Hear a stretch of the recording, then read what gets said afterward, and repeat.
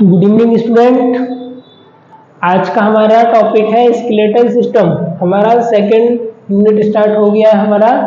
अभी हमारा excretory system वाला चल रहा था जो कि हमारा कंप्लीट हो चुका है। आज से हमारा नया स्टार्ट होने वाला है स्केलेटल सिस्टम, राइट। तो इसके बारे में हम इंट्रोडक्शन देखेंगे कि what is the skeletal system, what do you mean by skeletal system, skeletal system क्या होता है, इसका इंट्रोडक्शन देखेंगे। देन आफ्टर दैट हम देखेंगे इसका फंक्शन, इसके फंक्शन कौन कौन से हैं, किस तरीके से काम करता है। तो हम इसका थोड़ा सा इंट्रोडक्शन समझ लेते हैं कि what is the skeletal system. तो क्या होता है एक स्केलेटल सिस्टम, हमारी बॉडी को एक शेप देने का काम करता है, एक साइज देने का काम करता है। साथ ही साथ हमारे इंटरनल ऑर्गन्स होते हैं उनसे प्रोटेक्ट करने का काम करता है और हमारी बॉडी को कनेक्ट करके रखता है, जैसे कि टिश्यूज हो गए, मसल्स हो गए, लिगामेंट हो गए, इन सबको क्या करता है कनेक्ट करने का काम करता है, कहीं ना कहीं तक मूवमेंट का काम भी करता है। और हमारे इंटरनल ऑर्गन से, मसल से, टिश्यू है, उनको क्या करता है आउटर इंजुरी से प्रोटेक्ट करता है, उनको प्रोटेक्ट करने का काम करता है। ये क्या होता है हमारे स्केलेटल का सिस्टम, और हमारी बॉडी को एक ढांचा देता है, एक शेप और साइज देने का काम करता है। ये होगी हमारी नॉर्मल इंट्रोडक्शन अपनी नॉर्मल भाषा में। अभी हम देख लेते हैं थोड़ा बुक के हिसाब से क्या बोलना चाह रहे हैं, राइट। उसके पहले हम थोड़ा सा की टर्म ले लेते हैं, कुछ हमारी की टर्म है वो भी हमको जानना जरूरी है एनाटॉमिकल टर्मिनोलॉजी से।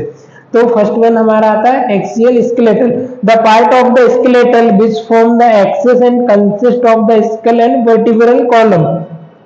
क्या होता है हमारा the part of the skeletal system which form the axis and consist of the school and vertebral column. जो हमारा स्कल होता है, हमारा हेड होता है, राइट, हेड होता है हमारा। उसके बाद फिर क्या होती है हमारी ये वर्टिब्रल होती है। तो इसको क्या करता है एक एक्सिस होता है, एक एक्सिस पे जो कि मूवमेंट करता है, जैसे एक रोटेशन का जो मूवमेंट हो रहा है, मूवमेंट वाली टर्मिनोलॉजी में हमने देखा कि भाई रोटेशन होता है, एडक्शन होता है, एबडक्शन होता है, ठीक है। तो इसमें क्या कर रहे हैं रोटेशन, राइट। तो ये हमारा वर्टिब्रल कॉलम है, हमारी बैकबोन है। उसके बाद हमारा एक्सिस है, ये क्या हो गया एक एक्सिस हो गया, जैसे कि बॉल एंड सॉकेट जॉइन होता है जो क्या करता है एक एक्सिस पे मूवमेंट करता है, जैसे ये पेन हो गया तो ये क्या कर रहा है इसका कैप एक एक्सिस पे मूवमेंट कर रहा है, राइट। तो ऐसे ये इधर लेफ्ट और राइट ये जो मूवमेंट हो रहा है रोटेशन एक एक्सिस पे हो रहा है, इसके लिए हम इसको क्या बोल रहे हैं एक्सियल स्केलेटल। जो ऊपर का जो हमारा स्कल को कनेक्ट करता है, साथ ही साथ हमारी जो वर्टिब्रल बोन है, बैकबोन है, उसको कनेक्ट करता है, इसको क्या बोलते हैं हम एक्सियल स्केलेटल। उसके बाद आता है हमारा appendicular skeletal, the part of the human skeletal which provide articular for the limb and consist of pectoral girdle, pelvic girdle, upper and lower limb। इसमें किस किस के मिलकर के बना है दोस्तों, अपेंडिकुलर जो हमारा स्केलेटल है वो हमारा किससे बना है अपर लिम्ब, अपर एक्सट्रीमिटीज और लोअर एक्सट्रीमिटीज। उसके बाद आता है हमारा पेल्विक बोन, पेल्विक ग्रिडल और पेक्टोरल ग्रिडल, किस किस से अपर दोनों हाथ दोनों पैर और पेल्विक ग्रिडल पेल्विक बोन, ठीक है। ये सबसे मिलकर के बना है, उसको हम क्या बोल रहे हैं अपेंडिकुलर स्केलेटल। फर्स्ट वाला हमने कौन सा देखा था एक्सियल स्केलेटल, उसके बाद हमारा अपेंडिकुलर स्केलेटल।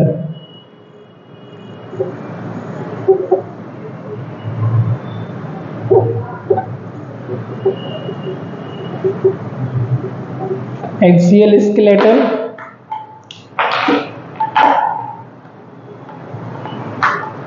देन इसमें क्या एक एक्सिस पे मूवमेंट होता है, राइट। उसके बाद हमारा अपेंडिकुलर स्केलेटल,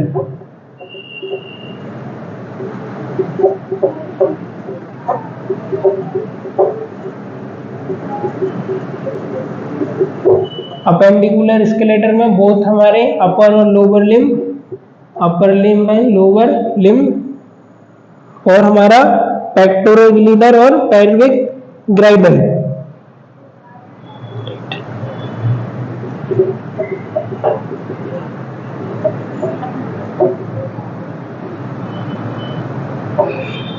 पेक्टोरल ग्राइडल और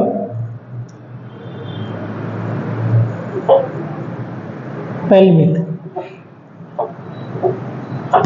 ठीक है। क्या क्या आता है हमारा upper limb, lower limb, pectoral girdle और हमारा पेल्विक ग्राइडल। इसके बाद आता है हमारा cranium, part of the skull which enclose the brain. जो हमारा स्कल है, हमारी स्कल कैविटी, उसका ही एक पार्ट होता है क्रेनियम, जो कि हमारे किससे एनक्लोज होता है, किससे धसा हुआ होता है, हमारे ब्रेन से। ब्रेन और हमारा क्रेनियम दोनों मिलकर के बना होता है, हमारे स्कल का पार्ट होता है। उसके बाद आता है हमारा हायोइड एपरेटस।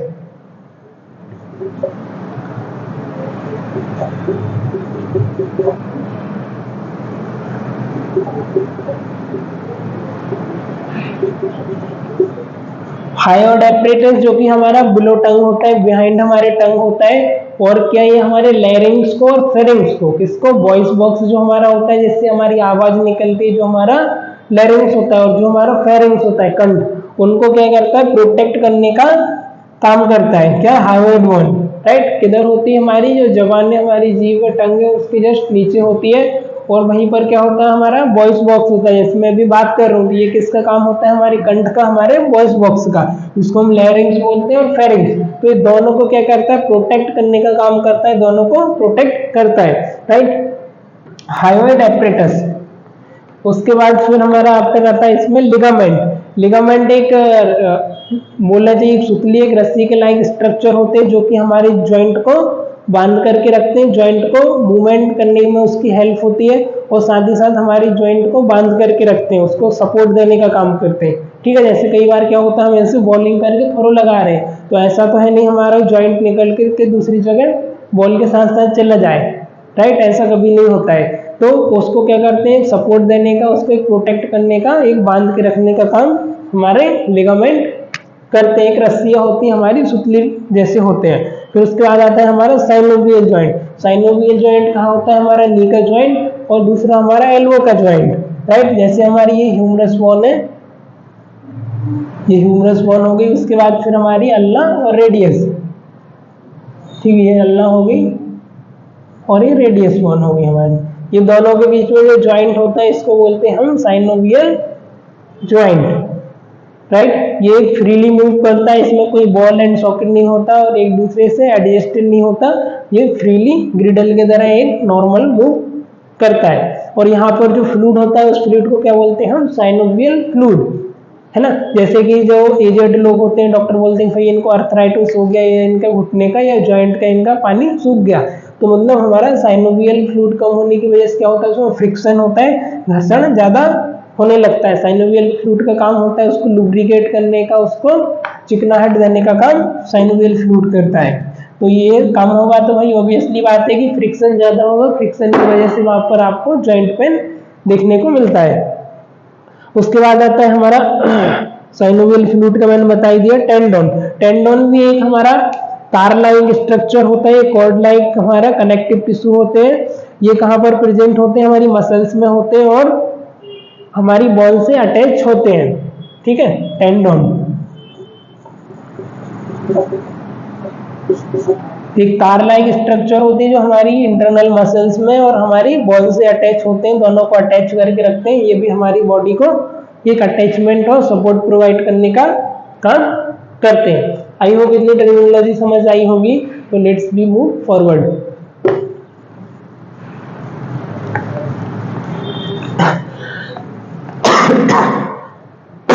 चलिए अब हम समझ लेते हैं इसका introduction. What do you mean by skeletal system? A bone is made up of several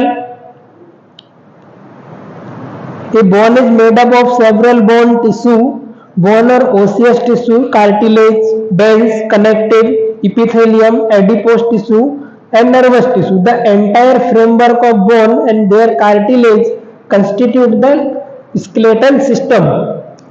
क्या हो रहा है यहाँ पर, बोन्स, कार्टिलेज टिश्यू और कनेक्टिव टिश्यू, ओसियस टिश्यू हो गए हमारे, डाइस टिश्यू हो गए, इपिथेलियम टिश्यू हो गए। तो बोन और उनका कार्टिलेज और जो भी टिश्यू है वो सब मिलकर के एक फ्रेमवर्क देते हैं, एक ढांचा प्रोवाइड करते हैं, फ्रेम प्रोवाइड करते हैं। उसको हम क्या बोलते हैं, स्केलेटल सिस्टम, राइट। एक बार और बताता हूँ, कनेक्टिव टिश्यू हो गए, कार्टिलेज टिश्यू हो गए, एडिपोस टिश्यू हो गए, लिगामेंट हो गए, कार्टिलेज हो गए और हमारे बोन्स हो गई। ये सब मिलकर के क्या करती है, एक शेप, एक साइज, एक स्केलेटल प्रोवाइड करती है, एक ढांचा प्रोवाइड करती है। जैसे हमारा ये स्केलेटल रखा है, तो इस सब कंडीशन को क्या बोलते हैं हम, स्केलेटल सिस्टम, राइट। अब इसमें थोड़ा सा और समझ लेते हैं deeply. Movement such as walking require interaction between bone and joint. The bone, muscle and joint together form integrated system is called musculoskeletal system। अब हमको मूवमेंट करने के लिए, वॉकिंग करने के लिए, जैसे अभी मैं हैंड का मूवमेंट कर रहा हूँ, राइट साइड वॉकिंग कर रहा हूँ, तो इसके लिए हमको किसकी जरूरत होती है? बेसिकली मसल्स की भी जरूरत होती है, लिगामेंट का भी कहीं ना कहीं उसमें रोल होता है, और हमारे स्केलेटल का भी। तो जो दोनों मसल्स और स्केलेटल का कॉम्बिनेशन होता है, उस चीज को हम क्या बोलते हैं? Musculoskeletal system. Muscles then muscle साथ ही साथ स्केलेटल, दोनों कंबाइन करके जो मूवमेंट करते हैं, जो मूवमेंट हमको देखने को मिलता है, और जो वर्ड हमने यहाँ पर यूज किया उसका नाम है मस्कुलो स्केलेटल सिस्टम। उसको क्या नाम दिया हमने? मस्कुलो skeletal system. Muscles plus bones.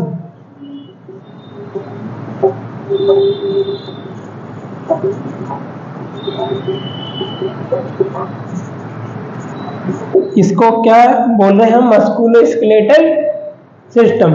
Okay. The branch of medical science concern with the prevention of correction of disorder the musculoskeletal system is called orthopaedic. अब इसमें कोई भी डिसीज हो रही है मस्कुलोस्केलेटल सिस्टम में हमारे, है ना, स्केलेटल सिस्टम में, ये डिसीज को प्रिवेंट करने के लिए, डिसीज को क्यूर करने के लिए जो स्टडी की जाती है, जो अध्ययन किया जाता है, उसको क्या बोलते हैं बच्चों? हमारा ऑर्थोपेडिक। ठीक है, जो हमारे डॉक्टर होते हैं, हड्डी रोग विशेषज्ञ होते हैं, उनको क्या बोलते हैं हम? ऑर्थोपेडिक।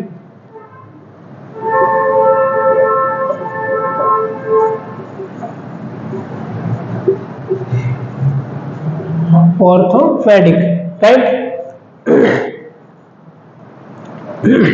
चलिए, यहां तक आई होप सभी को समझ आया होगा। तो can be move forward, right.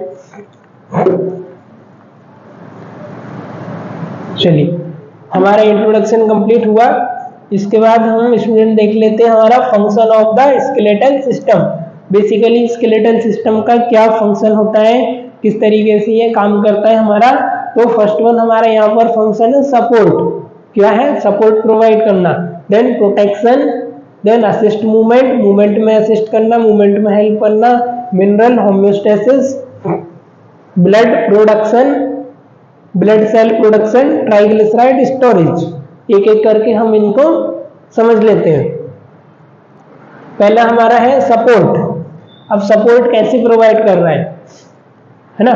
तो इसमें क्या होता है, जैसे हमारा ये स्केलेटल है, ये क्या कर रहा है? हमारे कनेक्टिव टिश्यू हो गए, कार्टिलेज हो गए, लिगामेंट हो गए, tissue, adipose tissue, connective tissue, all type of जो भी टिश्यू से, मसल्स हो गई हमारे, लिगामेंट हो गए, इन सबको क्या करता है? कनेक्ट करने का काम करता है, इन सबको सपोर्ट प्रोवाइड करने का काम करता है। स्वाभाविक अभी किसी बात है भाई, हमारा स्केलेटल नहीं होगा तो ऐसा तो नहीं हमारी जो चमड़ी है, जो मसल्स, स्किन है, हम उसकी बदौलत जिंदा रह पाएंगे, ऐसा तो नहीं है भाई। मूवमेंट के लिए हमको, कोऑर्डिनेशन के लिए सब कुछ का तालमेल होना, इक्विलिब्रियम होना बहुत जरूरी है। तो ऐसे ही हमारा स्केलेटल ये क्या करता है? हमको सपोर्ट प्रोवाइड करता है, हमारे कनेक्टिव टिश्यू को, एपिथेलियम टिश्यू को, कार्टिलेज को, मसल्स को, बोन को, सबको कनेक्ट करने का काम, सपोर्ट प्रोवाइड करने का काम करता है, राइट। उसके बाद आता है प्रोटेक्शन। अब प्रोटेक्शन कैसे करता है? आपको कुछ भी एक्सटर्नल इंजुरी से, है ना, आपको कोई एक्सीडेंट हो गया, आपको कोई असल्ट इंजरी हो गई, आपको गोली लगी, तो वो सबसे प्रोटेक्ट करने का काम कौन करता है? हमारा स्केलेटल सिस्टम। कैसे करता है? जो आपकी रिब्स केज है, ये क्या करती है? आपके लंग्स को और आपके कार्डियो को, आपके हार्ट को आउटर इंजरी से प्रोटेक्ट करने का काम करती है। आपकी जो स्कल बोन होगी, जो आपकी खोपड़ी होगी, वो क्या करती है? आपकी इंटरनल ब्रेन को प्रोटेक्ट करती है। आपके ब्रेन में इतना, मतलब मेन आपका जो ऑर्गन होता है, पूरी ड्राइवर होता है हमारी बॉडी का। तो अब इसमें कितना फंक्शन हो रहा है, इंटरनल कितनी पतली पतली यहाँ पर आपकी नर्व्स होती हैं, ठीक है, ब्लड वेसल्स वगैरह होती है, तो वो सबको प्रोटेक्ट करने का काम करती है हमारी स्कुल कैविटी, एक हेलमेट की तरह काम करता है, ठीक है। इसलिए हम हेलमेट लगाते हैं ताकि हमारा मेन पार्ट जो है डैमेज ना हो, और ये डैमेज हो गया तो फिर बॉडी का कोई फंक्शन का मतलब नहीं होता है, राइट। तो इसके लिए हेलमेट लगाना भी जरूरी होता है। उसके बाद आता है असिस्ट मूवमेंट। अब मूवमेंट में किस तरीके से असिस्ट करता है हमारा स्केलेटल सिस्टम। अब कुछ हमारी मसल्स हो गए, लिगामेंट हो गए, ये सारी चीजें मिल करके क्या करती है, मूवमेंट प्रोवाइड करने का काम करती है। जैसे मैं मूवमेंट कर रहा हूँ एडक्शन और एबडक्शन, तो इसमें भी हमारा हेल्प करता है क्या, हमारा असिस्ट मूवमेंट में भी हेल्प करता है हमारा स्केलेटल सिस्टम। अब सिर्फ मसल्स ही मसल्स होगी, हाथ ऐसा लटका रहेगा तो मूवमेंट हो पाएगा क्या, नहीं। तो उसके लिए हमारा सॉफ्ट टिश्यू और जो भी हमारा हार्ड सरफेस है बोन, उसका होना भी, हार्ड सॉलिड्यूड्स का होना भी बहुत जरूरी है, तभी हमारे मूवमेंट में हेल्प होती है। बाय द जॉइंट, लिगामेंट, इन सबका कोऑर्डिनेशन करके मूवमेंट होता है, तो ये साथ ही साथ मूवमेंट में भी असिस्ट करता है। फिर आता है हमारा मिनरल होम्योस्टेसिस। होम्योस्टेसिस कुछ लोगों के लिए नया हुआ, पहले लेक्चर में बता चुका हूँ, एक बार और रिपीट कर देता हूँ। होम्योस्टेसिस क्या होता है, जैसे आपकी इंटरनल बॉडी में किसी चीज की कमी हो रही है, किसी कारण में सही कमी हो गई, आपका आउटर टेम्परेचर ज्यादा है पर आपका इंटरनल टेम्परेचर उसके हिसाब से वो मेंटेन करके रखता है। जैसे आपका मिनरल कम हो गया, आपकी बॉडी में ट्राइग्लिसराइड कम हो गया, प्रोटीन कम हो रहा है, ठीक है, ग्लूकोज कम हो रहा है, तो ये क्या करती है, हमारी बॉडी इसको स्टोर करके रखने का काम करती है। जैसे मैंने बताया था कि भाई हमारा जो ग्लूकोज है वो ग्लाइकोलेट में, ग्लाइकोजन में स्टोरेज रहता है हमारे लीवर में। अब लीवर में हमारा स्टोरेज रहता है, उसके बाद सॉरी पेनक्रियास में, उसके बाद फिर क्या होता है, जैसे हमारा शुगर कम होगा तो पेनक्रियास क्या करता है, शुगर को ब्लड स्ट्रीम में धीरे धीरे रिलीज करता है, ताकि वो उसका नॉर्मल ऑप्टिमम लेवल है वो बना रहे और बॉडी में प्रॉपर उसका फंक्शन होता रहे, उसके फंक्शन में डिस्टरबेंस ना हो। तो ऐसे ही जैसे आपने देखा कि कोई बाहर आप ठंडी जगह पे, कुल्लू मनाली हो गया, ऊटी वगैरह हो गया, शिमला, ऐसी जगह पे आप घूमने गए तो वहाँ का टेम्परेचर वो ठंडा रहता है, तो क्या करती है हमारी बॉडी अंदर से टेम्परेचर रिलीज करती है और हमारे इंटरनल टेम्परेचर को नॉर्मल लेवल पर, जो लेवल 98 डिग्री फ़ारेनहाइट या सेल्सियस में 36-37, उस लेवल पर बना के रखने का काम करती है। इस प्रोसेस को हम बोलते हैं होम्योस्टेसिस। अब यहाँ पर आया मिनरल्स, तो मिनरल्स आपका किस में मिलता है, आपका बोन्स में कैल्शियम, मिनरल, फास्फोरस, ये चीजें आपको देखने को मिलती है। तो बोन क्या करती है, आपकी मिनरल स्टोर करने का काम करती है, बोन की जो कैविटी होती है उसमें मिनरल स्टोर होता है, ठीक है। अब कभी ऐसी कंडीशन आ गई भाई आपकी बॉडी में मिनरल्स की कमी हो गई, आपने मिनरल्स का जो सप्लीमेंट है वो कम दिया हो, तो उस कंडीशन में क्या करती है हमारी बोन्स, हमारी ब्लड स्ट्रीम में मिनरल्स रिलीज करने का काम करती है, ताकि बॉडी का जो फंक्शन है वो डिस्टरबेंस ना हो, प्रॉपर हमारी बॉडी का फंक्शन चलता रहे। इस कंडीशन को हम बोलते हैं मिनरल्स होम्योस्टेसिस। आया समझ, ठीक है। कुछ भी क्वेश्चन हो तो आप डायरेक्टली मुझे मैसेज कर सकते हो, कमेंट बॉक्स में अपने क्वेश्चन रख सकते हो। अगला हम देखते हैं ब्लड सेल प्रोडक्शन। अब ब्लड सेल का कैसे प्रोडक्शन कर रही है भाई बॉन, है ना, तो वो चीजें समझना जरूरी है। चलिए समझ लेते हैं। Blood cell production red bone marrow कैसे हो रहा है, हमारे रेड बोन मैरो से, कनेक्टिव टिश्यू से हो रहा है। Within certain bone produce RBCs and platelet it call hemopoiesis. कुछ हमारी जो बोन्स है वो क्या करती है, हमारे आरबीसीज का, डब्ल्यूबीसीज का और प्लेटलेट का प्रोडक्शन करती है। आरबीसीज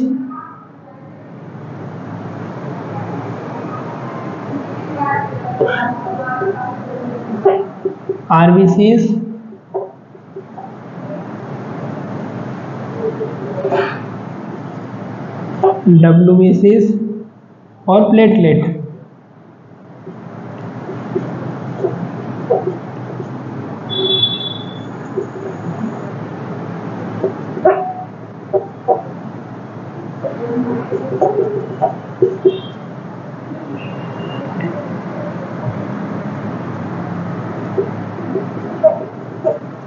किसका, आरबीसी का, डब्ल्यूबीसी का और प्लेटलेट का प्रोडक्शन काम करती हैं कुछ बोन, सेवरल बोन।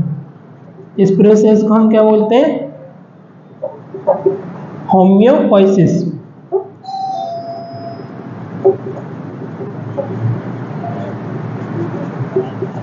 क्या बोला गया इस प्रोसेस को स्टूडेंट, होम्योपोइसिस, राइट।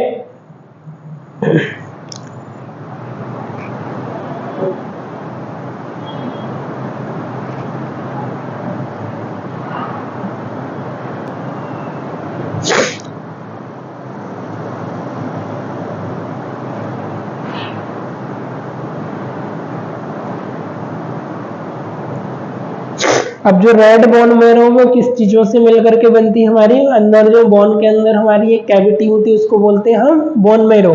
जैसे कोई भी बोन है, ये पेन है, इसके अंदर इंक है, आप इसको तोड़ के देखो, ऊपर से हार्ड सरफेस दिख रही है, पर जैसे ही आप उसको तोड़ करके देखोगे अंदर आपको ब्लड और एक कैविटी मिलेगी, एक मैरो मिलेगी, उसको हम बोलते हैं बोन मैरो, है ना। तो वहां पर डब्ल्यूबीसी आरबीसी वगैरह ये प्रोडक्शन करने का काम भी कुछ बोन करती है, सेवरल। आप हर बोन का नहीं ले सकते, ज्यादातर जो लॉन्ग बोन होती है हमारी, रेडियस अल्ना हो गई, फीमर हो गई, ह्यूमरस हो गई, ये बोन्स में आपको अक्सर ये चीजें देखने को मिलती है। उसके बाद आता है हमारा red blood cell consist of developing. Red blood cell किस चीजों से मिलकर के बना होता है, ब्लड सेल हो गया, फाइब्रोब्लास्ट हो गया, एडिपोसाइट हो गया, नीचे लिख देता हूं, रेड ब्लड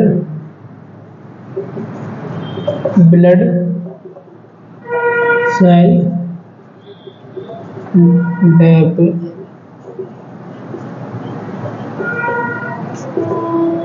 डेवलपिंग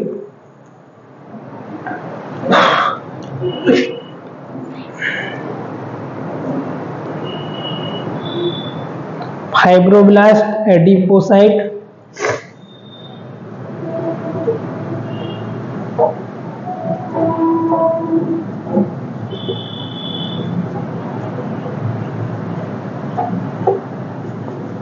एडिपोसाइट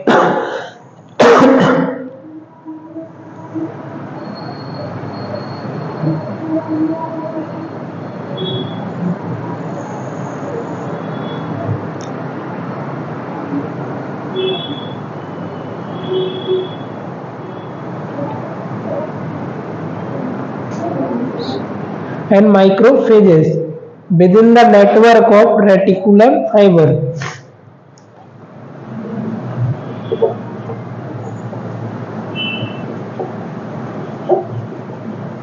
क्या क्या रहता है हमारे रेड ब्लड सेल के अंदर, किस चीजों से मिलकर के बनी हुई होती है, consist of developing fibroblast, adipocyte and macrophages. Fibroblast, adipocyte and macrophages, ये सबसे मिलकर के हमारी रेड ब्लड सेल्स बनी हुई होती हैं। ये सब किसके नेटवर्क में काम करती है, किसके नेटवर्क में होती है, फाइब्रो रेटिकुलर फाइबर। इट ऑक्यू डेवलपिंग बोन ऑफ फीटस, ये हमको किस किस बोन में देखने को मिल सकता है, फीटस बोन में, इन सम एडल्ट। मेनली हमको किस में मिलेगा, फीटस में। फीटस मतलब कि जो हमारी माँ के पेट में जो बेबी डेवलप हो रहा होता है, एक फीटस, एक एम्ब्रायो डेवलप हो रहा होता है, उसमें हमको देखने को मिलता है। ठीक है, यूट्रस में जो बेबी डेवलप हो रहा होता है एम्ब्रायो, उसमें ज्यादातर हमको देखने को मिलता है। और एडल्ट में की यदि बात की जाए, एडल्ट की यदि बात की जाए तो कौन कौन सी बोन में यहाँ पर स्टूडेंट आपको देखने को मिलेगा, पेल्विस हो गया, रिब्स हो गया, ब्रेस्ट बोन हो गया और वर्टिब्रल।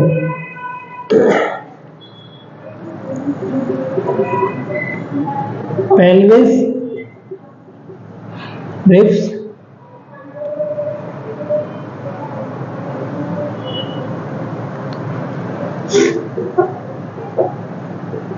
ब्रेस्ट बोन है ना, इनके आगे बोन लगाते जाना, और वर्टिब्रल।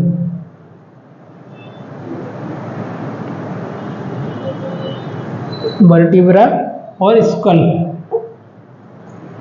पेल्विस बोन में, रिब्स बोन में, ब्रेस्ट बोन में, वर्टिब्रल बोन में, बैकबोन जो होती है, और स्कल बोन में, ये बोन में आपको देखने को मिलता है।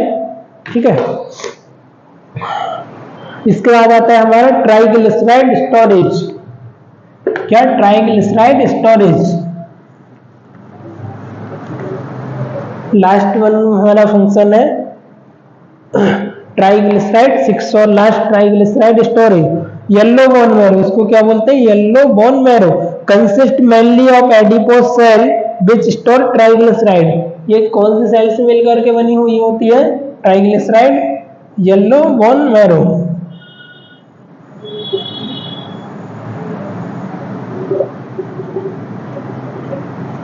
Yellow bone marrow, right.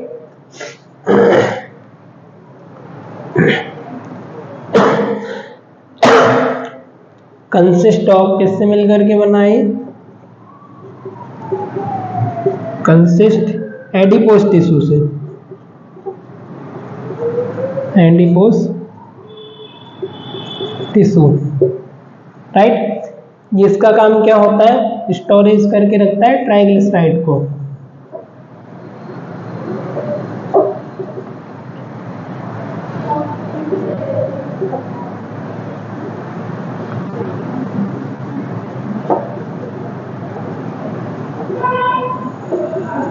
Triglyceride को स्टोर करने का काम करता है और फूड को रिजर्व करता है। जब हम इसको नॉर्मल शब्दों में बात की जाए तो reserve of food, reserve of food, खाने को रिजर्व करके रखता है। खाना ट्राइग्लिसराइड किसमें देखने को मिलता है, जनरली हमको राइस में, जो हम चावल खाते हैं पका हुआ, उसमें ट्राइग्लिसराइड होता है, तो इसको स्टोर करने का काम करता है। ओके, आई होप इतना सबको फंक्शन समझ आया होगा। एक बार रिव्यू कर देता हूँ, सबको रिवाइज कर लेते हैं। पहला हमने इंट्रोडक्शन देखा, इंट्रोडक्शन के बाद इसका फंक्शन देखा। फंक्शन में हमने पहले सपोर्ट देखा, प्रोटेक्शन देखा, assist of movement, mineral homeostasis, blood cell production देखा इसके पहले। देन हमने देखा ट्राइग्लिसराइड स्टोरेज, राइट।